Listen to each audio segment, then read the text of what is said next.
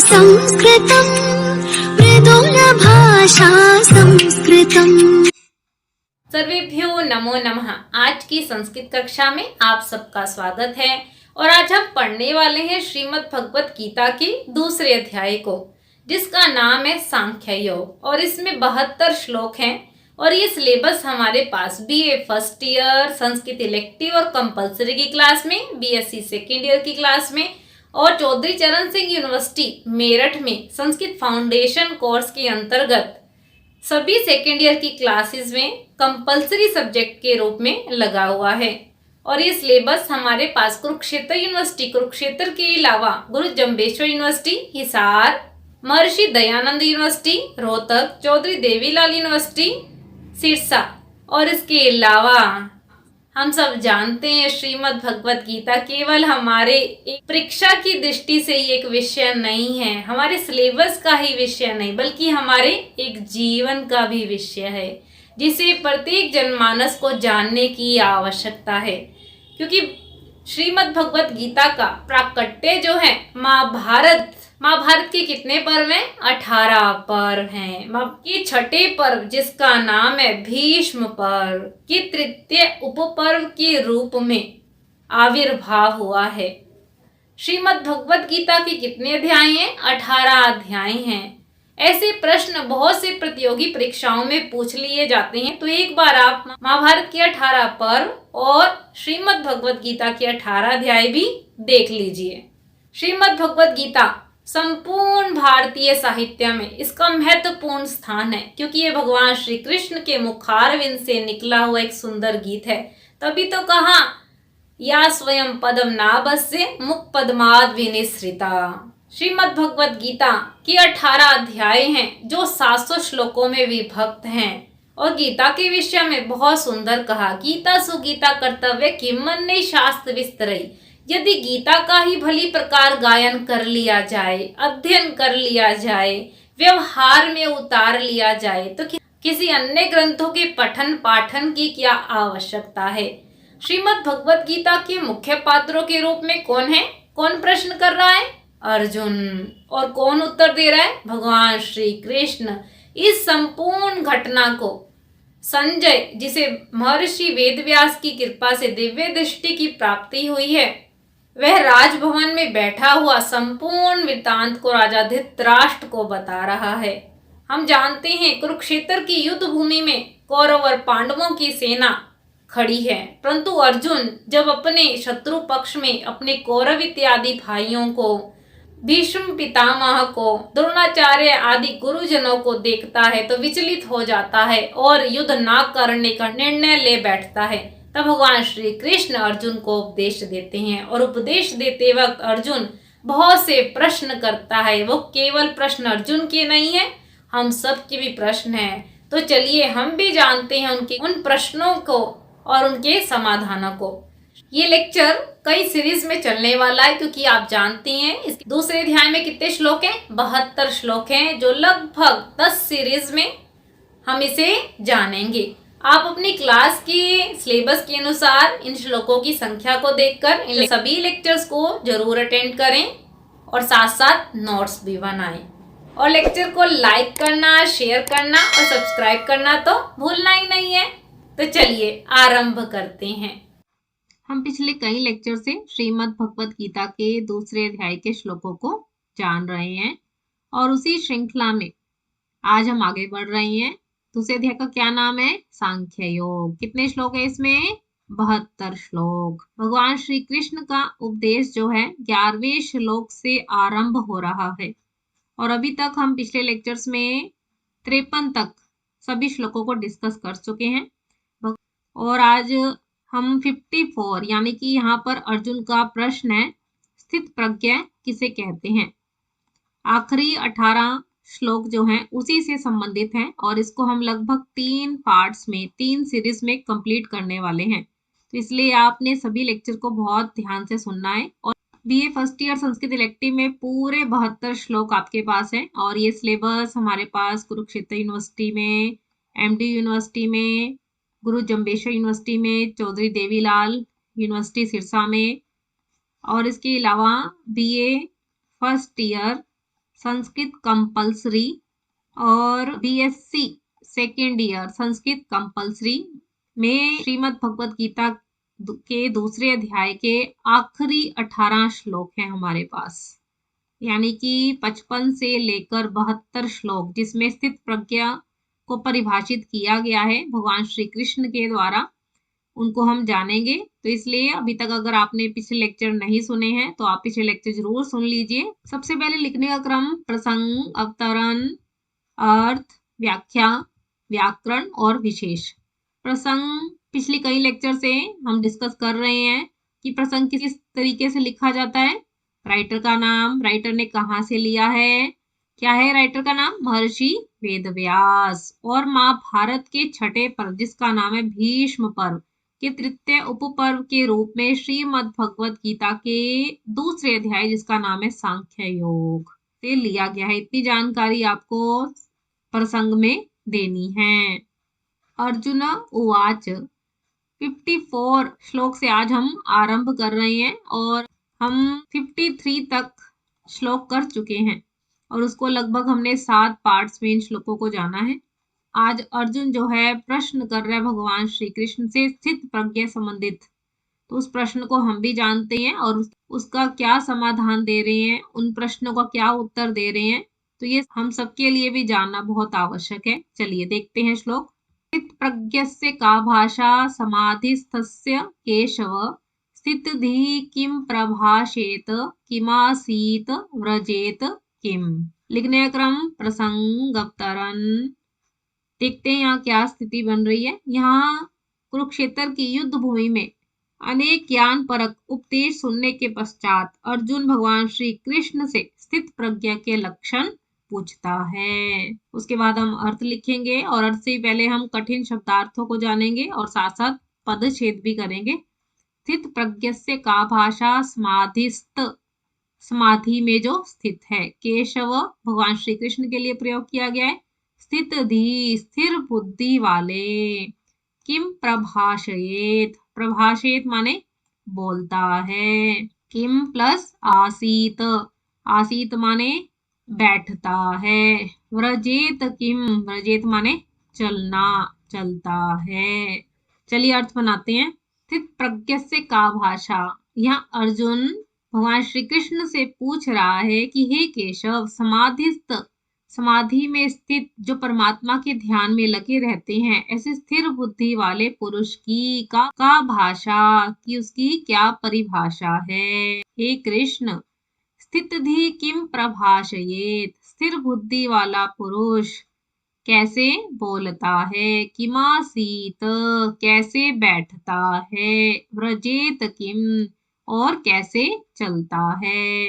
इस प्रकार आप अर्थ लिखेंगे और फिर हम इसको एक्सप्लेन करेंगे। यहाँ अर्जुन भगवान श्री कृष्ण से पूछता है कि जो परमात्मा के सदैव ध्यान में लगे रहते हैं, ऐसे स्थित बुद्धि वाले पुरुष का क्या लक्षण है, उसकी क्या विशेषताएं हैं, उसका आचरण किस प्रकार का होता है, उसके बोलने, बैठने, चलने आदि में क्या विशेषता होती है। इस प्रकार आप एक्सप्लेन करेंगे और फिर हम व्याकरण के अंशों को जोड़ेंगे। जो भी आप व्याकरण से संबंधित पढ़ चुके हैं, शब्द रूप, धातु रूप, संधि, समास, प्रत्यय, छंद, अलंकार इत्यादि, तो उसे व्याकरण के अंशों में जरूर जोड़ें। इससे रिलेटेड सभी इंपॉर्टेंट लिंक्स आपको डिस्क्रिप्शन बॉक्स में प्रोवाइड किए जाएंगे, इसलिए आप डिस्क्रिप्शन बॉक्स भी जरूर चेक करें। यहाँ विशेष में अनुष्टुप छंद है। पिछले कई लेक्चर से हम जान रहे हैं अनुष्टुप छंद की क्या पहचान है। एक श्लोक के कितने चरण होते हैं, 4 चरण। प्रत्येक चरण में जब 8-8 वर्ण होते हैं और उसमें भी हम 5वां, 6वां और 7वां वर्ण को जब हम देखते हैं तो उसके अनुसार अनुष्टुप छंद होता है। और यहाँ पर जो अर्जुन के द्वारा प्रश्न पूछा गया है वो कैसा प्रश्न है, आध्यात्मिक प्रश्न है। और केशव यहाँ भगवान श्री कृष्ण के लिए प्रयोग किया गया है क्योंकि उन्होंने केशी नामक राक्षस का वध किया था, इसलिए भगवान श्री कृष्ण को केशव भी कहते हैं। इस तरीके से आपने पूरा श्लोक अटेम्प्ट करना है। बीएससी क्लास के स्टूडेंट्स के लिए छंद इत्यादि, बहुत अधिक व्याकरण इत्यादि बतानी आवश्यक नहीं है, परंतु जो BA first year Sanskrit elective और कंपलसरी के स्टूडेंट्स इस लेक्चर को सुन रहे हैं, प्रयास करना है कि जितना अधिक आप व्याकरण के अंशों को जोड़ सकें। ये श्लोक एमडी यूनिवर्सिटी 2016 के पेपर में आया हुआ है, तो चलिए जानते हैं। प्रजहाति यदा कामान् सर्वान् पार्थ मनोगतान् आत्मन्येव आत्मना तुष्टः स्थित प्रज्ञस्य तदोच्यते। लिखने का क्रम प्रसंगवतरण। तो देखते हैं यहाँ क्या स्थिति है। यहाँ जब अर्जुन ने भगवान श्री कृष्ण से स्थित प्रज्ञ मनुष्य के विषय में प्रश्न पूछा तो भगवान श्री कृष्ण अर्जुन को स्थित प्रज्ञ के विषय में बता रहे हैं। उसके बाद हम अर्थ लिखेंगे और अर्थ से भी पहले कठिन शब्दार्थों को जानेंगे और साथ साथ पदच्छेद भी करेंगे। प्रजहाति यदा कामान् सर्वान् पार्थ मनोगतान् आत्मनि एव आत्मना तुष्ट स्थित प्रज्ञस्तद उच्यते। चलिए शब्दार्थ देखते हैं। प्रजहाति माने छोड़ देता है, मनोगतान मन में स्थित, मन में आई हुई, आत्मनि एव आत्मा से आत्मा में ही तुष्ट संतुष्ट हो जाता है। चलिए अर्थ बनाते हैं। यहाँ भगवान श्री कृष्ण कह रहे हैं कि प्रजहाति यदा कामान सर्वान पार्थ मनोगतान। हे पार्थ, हे अर्जुन, जब मनुष्य मनोगतान मन में आई हुई कामान सभी इच्छाओं को कामनाओं को प्रजहाति छोड़ देता है, आत्मन्येव आत्मना तुष्ट और आत्मा से आत्मा में ही संतुष्ट हो जाता है, उसे स्थित प्रज्ञ कहते हैं। इस प्रकार आप अर्थ लिखेंगे, फिर हम इसे एक्सप्लेन करेंगे।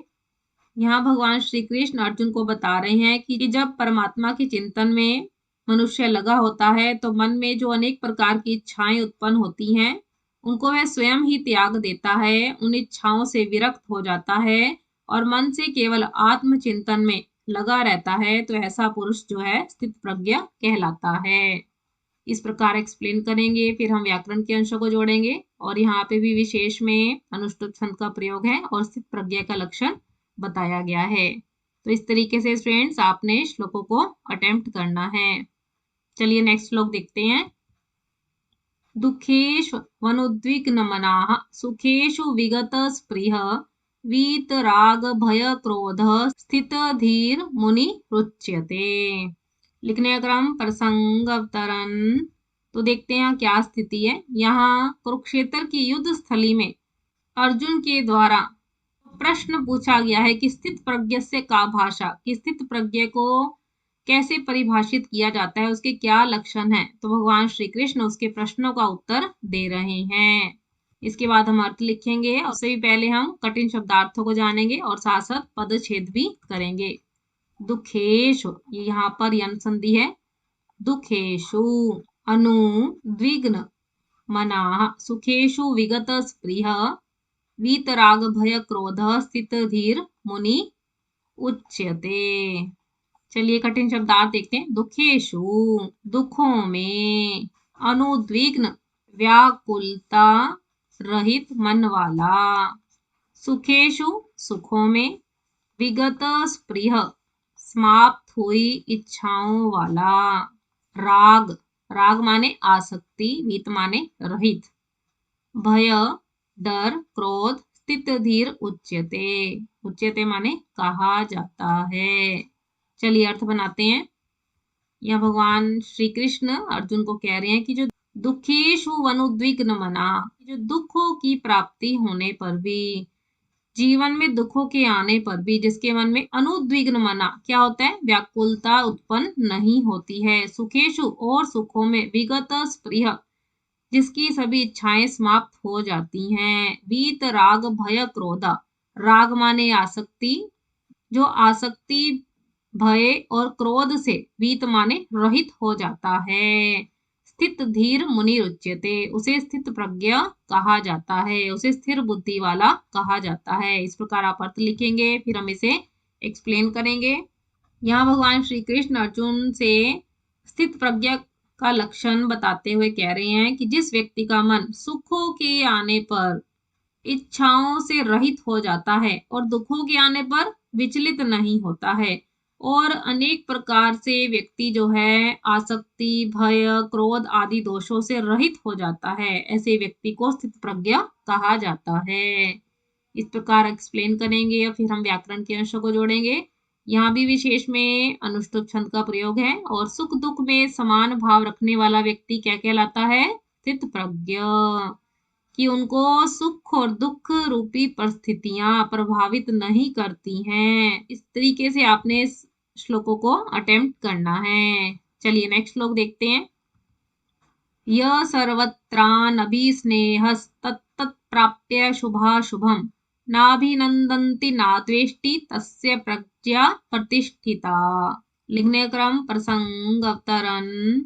तो देखते हैं क्या स्थिति है। यहाँ अर्जुन द्वारा स्थित प्रज्ञा से संबंधित जो प्रश्न पूछा गया है उसके विषय में भगवान श्री कृष्ण बता रहे हैं। फिर हम इसके अर्थ को जानेंगे और उससे पहले कठिन शब्दार्थों को जानेंगे और साथ साथ पदच्छेद भी करेंगे। यह सर्वत्र अनभि स्नेह तत् प्राप्य शुभ अशुभम न अभिनंदति ना द्वेष्टि तस्य प्रज्ञा प्रतिष्ठिता। बाकी बहुत सरल है। चलिए कठिन शब्दार्थ देखते हैं। अनभि स्नेहस माने स्नेह से रहित हो जाता है। शुभ अच्छा, अशुभ माने अमंगल। अभिनंदंती माने प्रसन्न होता है। द्वेष्टि माने द्वेष। तस्य प्रज्ञा माने उसकी बुद्धि। प्रतिष्ठिता स्थित हो जाती है, स्थिर हो जाती है। चलिए अर्थ बनाते हैं। यह सर्वत्रान नभि स्नेहस तत्तत् प्राप्य शुभाशुभम। यहाँ भगवान श्री कृष्ण कह रहे हैं कि जो पुरुष सर्वत्र माने सब जगह, अनभि स्नेहस स्नेह से रहित हो जाते, तत्तत् प्राप्य शुभाशुभम और प्रारब्धवश शुभ या अशुभ को प्राप्त करके, नाभिनंदति और ना तो प्रसन्न होता है ना ही द्वेष की भावना रखता है, तो ऐसा पुरुष जो है स्थित प्रज्ञ कहलाता है। ऐसा व्यक्ति जो है स्थिर बुद्धि वाला कहा जाता है। इस प्रकार आप अर्थ लिखेंगे और फिर हम इसे एक्सप्लेन करेंगे। यहाँ भगवान श्री कृष्ण अर्जुन से कह रहे हैं कि जो ज्ञानी पुरुष मन को प्रिय लगने वाले पदार्थों के प्रति स्नेह का भाव नहीं रखता, शुभ वस्तु को पाकर आनंदित नहीं होता और अशुभ अमंगल वस्तु को पाकर द्वेष की भावना नहीं रखता, ऐसा व्यक्ति ही स्थित प्रज्ञ कहलाता है। फिर हम व्याकरण के अंशों को जोड़ेंगे और फिर हम विशेष में देखते हैं। यहाँ भी अनुष्टुप छंद का प्रयोग है। और प्रिय अप्रिय वस्तु के प्रति जब एक व्यक्ति समभाव रखता है तो उसकी बुद्धि स्थिर बुद्धि कही जाती है। इस तरीके से आपने श्लोकों को अटेम्प्ट करना है। चलिए नेक्स्ट श्लोक देखते हैं। ये श्लोक हमारे पास गुरु जम्बेश्वर यूनिवर्सिटी में 2021 के पेपर में, एमडी यूनिवर्सिटी में 2019 और 2021 के पेपर में आया हुआ है। चलिए देखते हैं। यदा संहर्ते चायं कूर्मोऽङ्गनीव सर्वशः इन्द्रियाणीन्द्रियार्थेभ्यस्तस्य प्रज्ञा प्रतिष्ठिता। लिखने का क्रम प्रसंग अवतरण। तो देखते हैं क्या स्थिति है। यहाँ पे सभी श्लोकों में अवतरण लगभग बराबर है क्योंकि अर्जुन ने जो प्रश्न पूछा है स्थित प्रज्ञ से का भाषा, उसका समाधान, उसका लक्षण क्या है, भगवान श्री कृष्ण दे रहे हैं। फिर हम इसके अर्थ को जानेंगे और उससे पहले कठिन शब्दार्थों को जानेंगे और साथ साथ पदच्छेद भी करेंगे। यदा संहर्ते चा अयम च अयम कूर्मो, अवग्रह का चिन्ह दिख रहा है, पूर्व रूप संधि है। अंगानी इव सर्वश इंद्रियाणि इंद्रियार्थेभ्य तस्य प्रज्ञा प्रतिष्ठिता। चलिए कठिन शब्दार्थ देखते हैं। संहर्ते माने समेट लेता है। कूर्म कहते हैं कछुए को। सर्वश माने सब ओर से। चलिए अर्थ बनाते हैं। यदा संहर्ते चायम कूर्मो अंगनीव सर्वश, जिस प्रकार कछुआ अपने अंगों को सब प्रकार से संहर्ते माने समेट लेता है, वैसे ही एक स्थिर बुद्धि पुरुष जो है इंद्रियाणि इंद्रियार्थेभ्य, इंद्रियों को इंद्रियों के विषयों से हटा लेता है, उसकी बुद्धि स्थिर बुद्धि कही जाती है। इस प्रकार आप अर्थ लिखेंगे, फिर हम इसे एक्सप्लेन करेंगे। यहाँ पर भगवान श्री कृष्ण अर्जुन को कछुए के उदाहरण के माध्यम से समझा रहे हैं कि जिस प्रकार कछुआ अपने हाथ, पैर, सिर आदि अंगों को अपने शरीर में समेट लेता है, उसी प्रकार जो परमात्मा के ध्यान में लगा रहता है, ऐसा पुरुष जो है इंद्रियों को इंद्रियों के विषयों से हटा लेता है। इंद्रियां जो हमारी ज्ञान इंद्रियां हैं और कौन कौन सी हैं? चक्षु, जीवा, घ्राण, कर्ण, त्वचा और इनके जो 5 विषय है उनसे हटा लेता है। तो ऐसा पुरुष जो है स्थित प्रज्ञ कहा जाता है। इस प्रकार आप एक्सप्लेन करेंगे। फिर हम व्याकरण के अंशों को जोड़ेंगे और यहाँ देखते हैं विशेष में अनुष्टुप छंद का प्रयोग है और कूर्मो अंगनीव इव करके यहाँ पर उपमालंकार है। और जितेंद्रिय व्यक्ति जिसने अपनी इंद्रियों को इंद्रियों के विषयों से हटा लिया है, बुरे विषयों से हटा लिया है, तो ऐसा पुरुष जो है स्थित प्रज्ञ कहा जाता है। इंद्रियां 5 हैं, चक्षु, जीवा, घ्राण, कर्ण और त्वचा और उनके 5 विषय हैं। चक्षु का विषय है देखना, जीवा का विषय है स्वाद लेना, घ्राण माने नासिका का विषय है गंध लेना, कर्ण का विषय है सुनना, त्वचा का विषय है स्पर्श करना। जब स्थित प्रज्ञ व्यक्ति इंद्रियों से इंद्रियों के विषय को हटा लेता है तभी वह स्थित प्रज्ञ कहलाता है। इस तरीके से आपने पूरा श्लोक अटेम्प्ट करना है। चलिए आगे बढ़ते हैं और आज की क्लास का ये आखिरी श्लोक है। आने वाले लेक्चर्स में अभी हम स्थित प्रज्ञ से संबंधित और भी श्लोकों को जानेंगे, इसलिए आपने आने वाले लेक्चर्स में भी हमारे साथ बने रहना है।